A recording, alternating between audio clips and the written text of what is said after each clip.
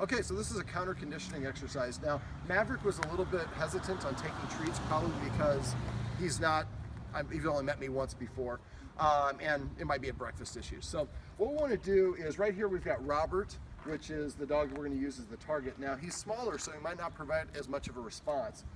Basically, we're going to have a handler here with Robert, and she's just going to hold on to him, and she's going to stay here. We're going to have him either walk towards us or we're going to walk towards her. So I just want to start out over here. We're going to walk over to Maverick, and this is where we're going to do most of the work. So basically, the object for this exercise is we want the dog to get closer to another dog under a controlled situation where we're providing something positive so that the dog feels good about whatever it's reacting to. So the two tests for me are, can I get my dog to sit, your dog being the dog in question, can we get him to sit and to take a treat? When a stimulus is too close, sit. When whatever he's reacting to is too close, he's not going to want to sit because he wants to be able to be more assertive, and that's standing, and he won't want to take the treat because when dogs are overwhelmed, they just won't take treats. So you want to open it up and find a distance where he can take the treat and he looks nice and relaxed. Now, Jamie, if you can move over a couple steps, you can see he's kind of leaning over. He's interested in Robert, but he's in a nice, calm state of mind. So let's go ahead and take out a handful of treats, and I'll hold the bag for you. All right, so what you're going to do is, I'll try to do the first one. He wasn't taking it from me. Let me have one. And you want a longer one that's got a little bit of length. So I'm going to hold it like this with my hand orientation down. Sit. So that I can orientate, see how I can keep him looking where I want him to look. So I'm going to make sure he's looking at the other dog, and I'm going to have him nibble on it while he's looking at the other dog. Now this is not really so much of a treat, more this is kind of a hybrid between a treat and a chewy. All right, so he's comfortable here. So now what we're going to do is we're going to take one or two big steps, so maybe a little bit past this crack line, put him back into a sit. Now you're going to orientate with your hand down so the fingertips are up. And I would do it with, yeah, there we go, be on this side, perfect. And just make sure he's looking at the other dog, and then put it right in front, and don't make him work for it. Make sure it's just right here, so all he's doing is just looking directly at the other dog. Perfect. Let's take two more steps.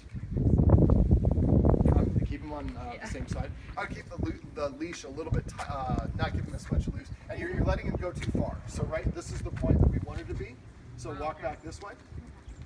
There you go. And kind of do a little bit of a circle. And I always try to turn with the dog on the outside in the future. Now you're leaving a little tension on the leash. There we go. Relax it. Now kneel, and you can be on either side. There you go. Make sure he's looking at Robert. There we go. So basically what you want to do is keep on collapsing the distance so he gets closer and closer to the other dog. Now, when he starts wanting to not sit down, or he looks around the treat, we're getting close to the limit. The last thing you want to do is have him react to the other dog. So you want to stop at that point when he's at his limit. And let's say that we were at this distance. If you want to pan from here to there, Jamie, so you can see where the other dog is. So let's say this is the distance where he's uncomfortable, and you can come back here.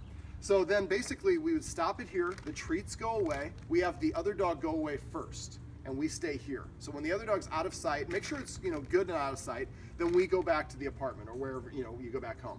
So the idea is as soon as the other dog disappears, the treats go away, but we let that dog go away first.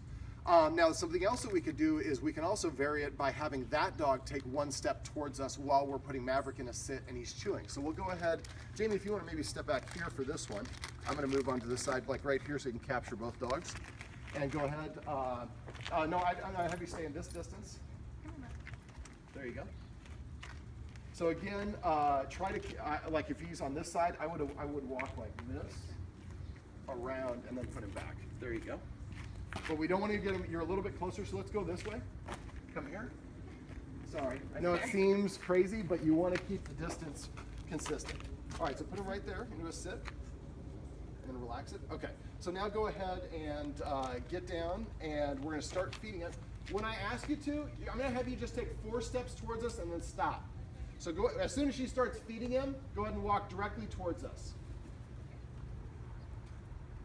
Make sure his nose is a little bit lower so you can look at the other dog. There you go. A couple more. Right there is good.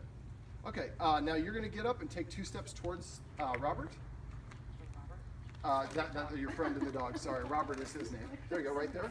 Now you're letting, he's going a little bit ahead of you. So again, we want to keep him back. Now you're kind of pulling him back. So if I can have you take this and let me show you. Maverick, come. Maverick, come. So he wants to be with you. So one of the little tricks that you can do is when you want him to, if you're walking, you want him to stop, choke down on the leash. That kind of helps him know that we're about to stop. So, but you were kind of letting him drift and pull ahead of you. That's kind of, that will kind of foil this whole situation. Okay. All right, so let's go ahead and come back and let's do this again one more time. I'll take the treats. Perfect. All right, we're gonna go ahead and kneel down, and we're gonna do the one where she's gonna approach us. So you're gonna walk up to this line right here. Go ahead. So while we're doing this, we're making sure Maverick is looking right at the dog. Now I'm guessing that he's not reacting because Robert is a small little dog. I'm guessing it'll be different if it's a bigger dog. So I would look for bigger dogs to do this with, but preferably not really animated dogs. A dog that would kind of have Robert's energy.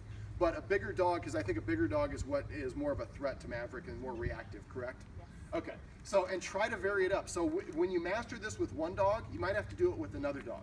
And I would also look for different locations. Maybe go to that, are we close to San Juan? Mm-hmm. You know, that youth center, that big field? That would be a great place to do it because it's a nice open. This is kind of a little bit enclosed environment and that can create a little bit of stress. So basically this is counter conditioning. This is something you're gonna have to repeat. It's gonna take a lot of repetition. But the great thing about it is if you do it right, the other dog can be right there and he's just like, man, I don't even care about you. I'm more interested in these treats. And because the treats come out when the other dog comes around, he starts to associate them. Now what you might wanna do is use the treats that I use only for this exercise. Or find something, if he doesn't like my treats, find another treat that he really likes so that those treats only come out when he sees another dog, so that's a very special occasion. Does that make sense? Yep. All right, so that's basically how we do counter conditioning and with Maverick, but make sure you stop before he reacts. If he reacts, it's too long.